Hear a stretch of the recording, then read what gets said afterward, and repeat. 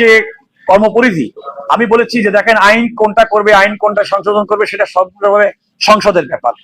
নির্বাহী বিভাগ অর্থাৎ সরকার, রাষ্ট্র প্রশাসনিক ভাবে কিভাবে চালাবে সেটা তাদের ব্যাপার। আদালত তো বলে দিতে পারে না যে আপনি এটা করেন ওইটা করেন, যেটা খায়রুল হক সাহেব করেছে। যে কারণে এই মামলার রায়ের ক্ষেত্রে আপনারা দেখেছেন আমি কিন্তু খায়রুল হক সাহেবের মেজরিটি জাজমেন্ট সেটার বিরুদ্ধেই বলেছি।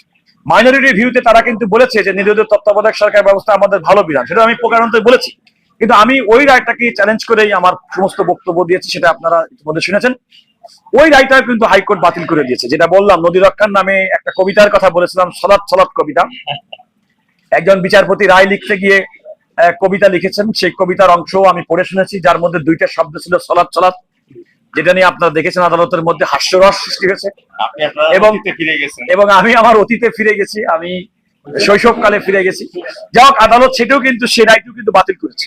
এবং বাতিল করে আদালত বলেছে যে রাষ্ট্রের তিনটি অঙ্গ তারা স্বাধীনভাবে স্বতন্ত্রভাবে তাদের ক্ষমতার মধ্যে, তাদের পেরিফেরির মধ্যে তারা ফাংশন করবে। এক্ষেত্রে আদালত ডিকটেট করবে না। এবং আমি অনেকগুলো, আপনি দেখবেন যে এই আর্গুমেন্টের মধ্যে প্রায় আমি 60 মতো নজির বাংলাদেশ, ইন্ডিয়া, পাকিস্তান, এই উপমহাদেশ, ইউকে, ইউএসএ, এই সমস্ত জাজমেন্ট আদালতের সামনে উপস্থাপন করেছি আমার এই বক্তব্যের শপথ।